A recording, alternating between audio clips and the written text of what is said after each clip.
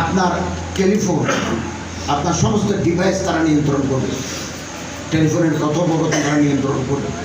আমার একজন নেতা বললেন যে আমি টেলিফোনগুলো কো করে বাঁচব, এটা কো শব্দ হয়, এটা কোথাও রেকর্ড করতেছে।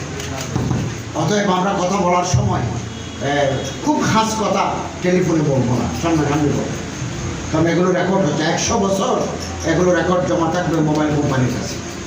আর আপনি যদি হোয়াটসঅ্যাপেও দেন, কোনো মেসেজ দেন, গুরুত্বপূর্ণ কোনো কথা, এটা 1 সেকেন্ডের কম সময়ের ভিতরে সিঙ্গাপুর চলতে হবে। এশিয়া এবং প্যাসিফিক এশিয়ার হেডকোয়ার্টার হচ্ছে সিঙ্গাপুর। আপনি ডিলিট করে দিলেন, আপনার এখান থেকে ডিলিট হয়ে গেল, সিঙ্গাপুরের মেশিনে জমা আছে, ধরা পড়ে যাবে আদালতে। It will be treated as witness, সাক্ষী হিসাবে এটা গণ্য হবে। অতএব আমরা মোবাইল ব্যবহার করার সময় সতর্কতা অবলম্বন করব। আর প্রতিপক্ষ আমাদের গালি দিলেও আমরা একটু সহ্য করব।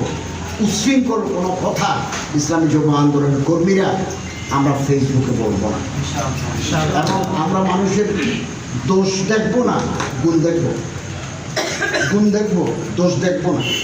অথবা আপনারা মেরে ফেলবে।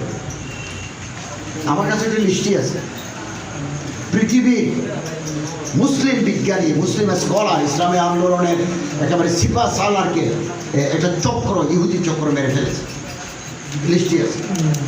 মারবে কি করে? ট্রাক দিয়ে আপনারা শেষ করে দেবে, আপনার গাড়ির পেছনে ট্রাক লাগাই দেবে, মনে করবে যে অ্যাক্সিডেন্ট করে মারা গেল। এটা অ্যাক্সিডেন্ট নয়, এটা পরিকল্পিত হত্যাকাণ্ড। সাথী আছে 90 বছরের বুড়া মানুষ, এতটুকু দাড়ি, সব দাড়ি সাদা, ফিলিস্তিনের ওই সংবাদিত নেতা কিনতে চেয়েছে, বললো না আমাকে কেনা যাবে না, আমরা বেচা বিক্রির মানুষ নয়। জেলে দিয়েছে, বহু বছর জেলে ছিলেন, দরবেশ প্রধান মাস, 90 বছর বয়স, একেবারে সাদা দাড়ি বল। তারপরে চিন্তা করলো এর মেরে ফেলা দরকার, কারণ এখন ব্রেইনে কাজ করে, ঘরে বসে পরিকল্পনা দেয়।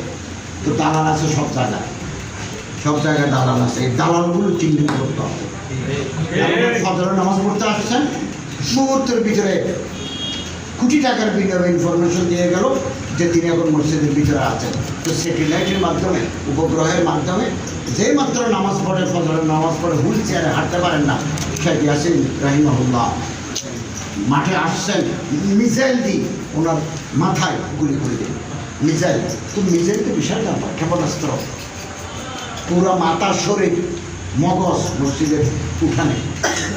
আমি ছবি দেখছি, এটা নাই, উপরে নাই। আল্লাহ তাআলা ওনাকে শাহাদাতের আগামী দিনে বাংলাদেশে যে আমরা ইসলামী বিপ্লব, ইসলামের রাষ্ট্র ব্যবস্থা, ইসলামের শাসনতন্ত্র করতে চাই, বাধা আসবে। বাধা ঘর থেকে, বাধা বাইরে থেকে, বাধা ঘর থেকেও, বাধা বাইরে থেকে। তো কোনো মুসলমান যদি বাধা দেয়, আমরা তাদেরকে বুঝাবো, তাদেরকে আপন করার চেষ্টা করবো, হাতে পায়ে ধরবো। বাতিল যদি আসে, পাঞ্জা আজমাই করার জন্য আমাদের তৈরি থাকতে হবে। এবং এই ক্ষেত্রে চরিত্রবান, আমানতদার, দিয়ানতদার মানুষ দরকার।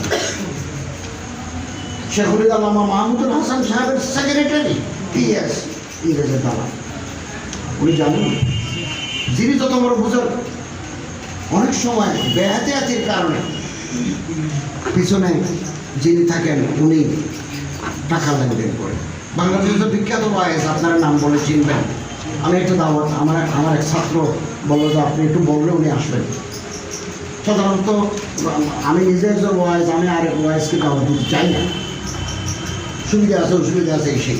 ওই ছাত্রর নাম আনার কারণে আমি আমার বলছি, আমি বললাম আপনার খাদেমের নাম্বার দেন। ওরা আপনার সাথে বললো আমার এখন খাদেম নেই। যিনি আসছেন আমার সাথে দেখা হয়েছে, বললো খাদেম আমার বহু জায়গায় আমার বিক্রি করে দিচ্ছে। তো এইগুলো আছে, সব আমাদের সচেতন থাকতে হবে। এখন ইসলামী আন্দোলনের সম্ভাবনাময়, এটা 10টা ইসলামী দলের মতো নয়, এটা মূল স্রোত। এই মুহূর্তে মূল স্রোত। ছোটখাটো যে দলগুলো আছে, প্লাবন আসলে, বন্যা আসলে, নদীতে যখন স্রোত আসে, ছোটখাটো নদী, খালে যে পানিগুলো থাকে, এটা মূল স্রোতের সাথে মিলতে হয়। ইসলামী আন্দোলন এই মুহূর্তে মূল স্রোত।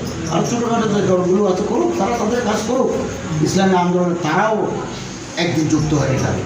অতএব এই সংগঠনের কর্মীদেরকে মেসালি, আমি বারবার কথার উপর জোর দিই। আমরা নিজেরাও সংগঠন করেছি, বহু আপন মানুষ আশা খায়। এই জন্য ওলামায়ে কেরামের সহবতে রাখি, বুজুর্গানীদের সহবতে রাখি, তাদের আখলাককে দুরুস্ত করতে হবে। এবং আমরা আশাবাদী ইসলামী যুব আন্দোলন, ইসলামী ছাত্র আন্দোলন, ইসলামী আন্দোলন সন্দীপে তারা ব্যতিক্রম ধর্মীর সাংগঠনিক দক্ষতার পরিচয় দেবে, এই আশাবাদ ব্যক্ত করে কথা শেষ করলাম। আল্লাহ ওয়ালিয়ুত তৌফিক ওয়াল মুওয়াফিক ওয়াল মুঈন ওয়া আখিরু দাওয়ানা আলহামদুলিল্লাহ।